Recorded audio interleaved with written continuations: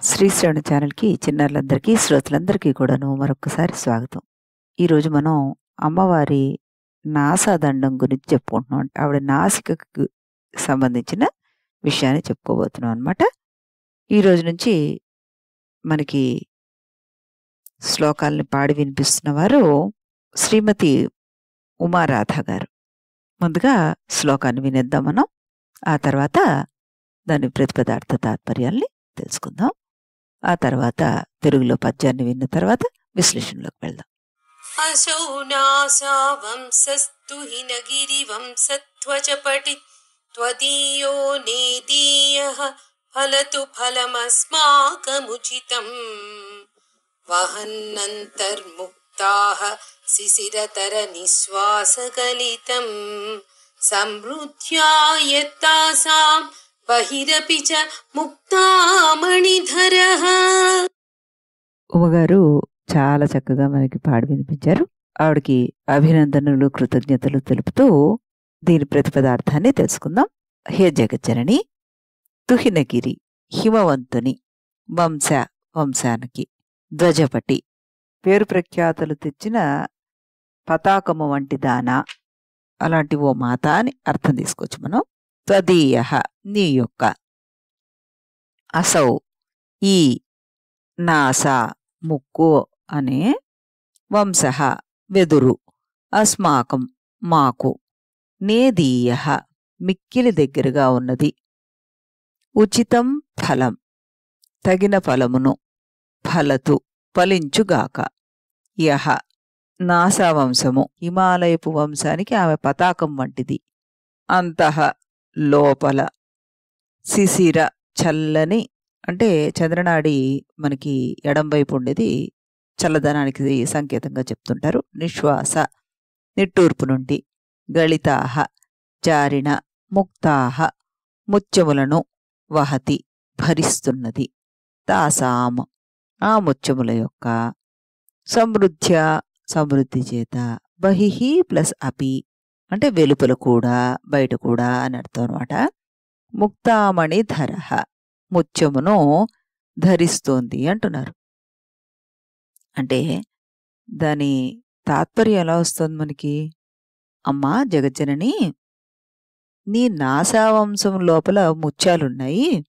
అందులో ఎడమ భాగానికి చెందిన ఈ చంద్రనాడి లోపల చల్లని నిట్టూర్పుల వల్ల ముత్యములు సమృద్ధిగా జారుతున్నాయి. జారిన ఆ ముత్యాల్లో ఒక్కో ముత్యం ఆభరణంగా వెలుపులకొస్తుంది. అటువంటి నీ నాసాదండము మాకు కోరిన ఫలాల్ని ప్రసాదించుగాక అంటున్నారు. అంటే ఇక్కడ కవి చమత్కారం అంటే వెదురు నుండి ముత్యాలు వస్తున్నాయి కదా, అలా నీ నిశ్వాసల నుండి వస్తున్నవన్నీ మాకు ముత్యాల్లాంటివి అంటూ చెప్పడం జరిగిందనమాట. దీనికి సంబంధించిన తెలుగు పద్యాన్ని కూడా మనం ఇప్పుడు వినేద్దాం. ఆ తర్వాత విశ్లేషణలోకి వెళ్దాం. ముందుగా తెలుగులో పద్యం.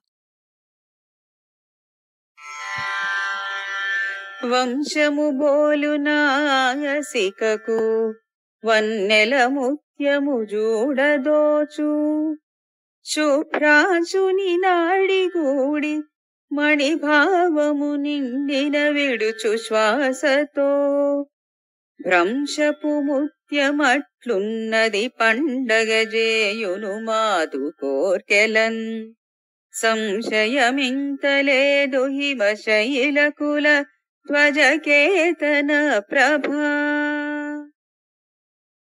అనురాధ గారు ఎంతో చక్కగా పాడి మనకి ఈ పద్యాన్ని వినిపించారు.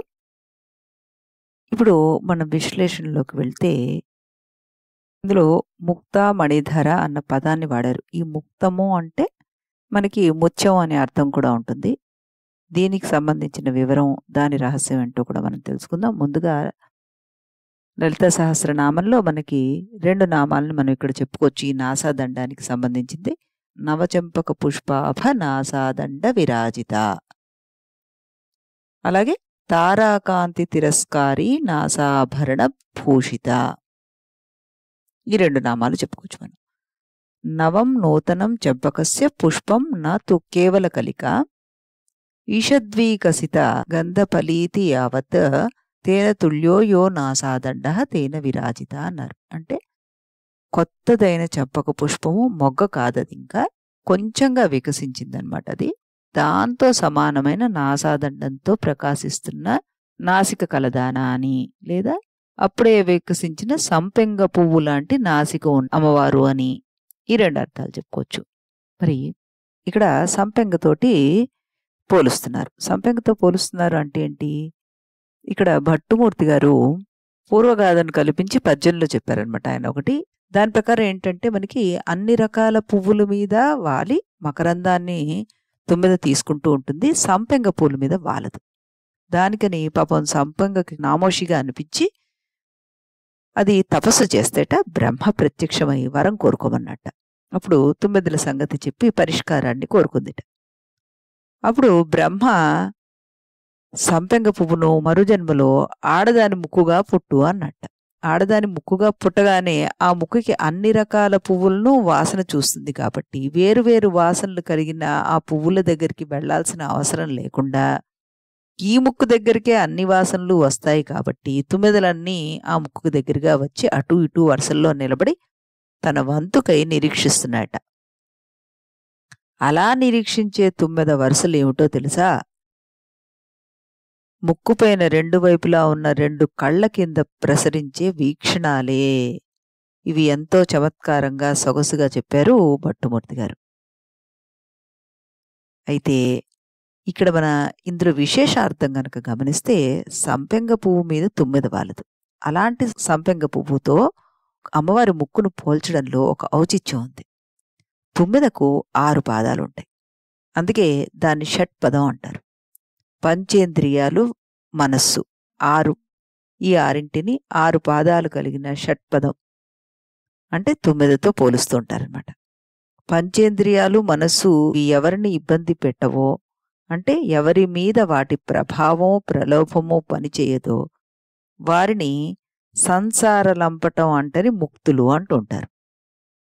ఈ ముక్తులు అంటే సంస్కృతంలో ముక్తాహ అంటారనమాట. అంటే ముక్కు ద్వారా ప్రాణాయామం జరిపే యోగ సాధకులను ముక్తులుగా చేసే తల్లి యొక్క ముక్కును కూడాను పంచేంద్రియ మనస్సుల చేత సంకేతింపబడే తుమ్మెద యొక్క స్పర్శ అంటని సంపెంగ పువ్వుతో పోల్చడం ఔచిత్యమే అంటున్నారు శంకరుల వారు. పంచేంద్రియ మనస్సులతోటి సంకేతింపబడే తుమ్మెద యొక్క స్పర్శ అంటని ఈ సంపెంగ పువ్వు వంటి ముక్కు కలిగిన ఆవిడ సాధకులను ముక్తులుగా చేస్తుంది అని చక్కగా మనం ఇక్కడ చెప్పుకోవచ్చు. అలాగే తారాకాంతి తిరస్కారి నాసాభరణ భాసుర అన్నారు. రెండో నామానికి వచ్చేసరికల తారా మంగళాఖ్య శుక్లాఖ్యాచ తారక దేవీ విశేషోవా తయోః కాంతిం తిరస్కరోతి జయతీతి తథా తాదృశేన నాసాభరణేన మాణిక్యమౌక్తికాభ్యాం ఘటితేన భాసుర శోభమాన అన్నారు. అంటే తారా మంగళ శుక్ల అనే దేవతలు, లేదా కుజ శుక్ర అనే నక్షత్రాలు, లేక తారా అనే దేవి వారి కాంతిని జయించినటువంటి నీ బులాకి అంటే ముక్కుకు పెట్టుకునే ఒక రకమైన ఆభరణం కలిగి ఉన్నటువంటి ప్రకాశిస్తున్నటువంటి దేవి అని అర్థం.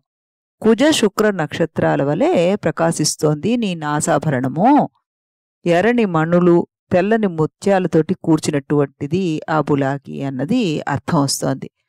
అంటే దీని అంతరార్థానికి వెళ్తే ఇక్కడ మనకి అమ్మవారి ఈ బులాకీకి సంబంధించిన దాన్ని జ్యోతిశాస్త్రంలోని కుజుడికి సంబంధించింది రత్నము పగడంగాను, శుక్రుడికి సంబంధించిన రత్నాన్ని వజ్రంగాను చెప్తున్నారన్నమాట. ఈ 2 గ్రహాలకి సంబంధించిన అంకెలు కూడాను వరుసగా మనం ఇదివరకు చెప్పుకున్నాం ఒకసారి 9, 6 అని.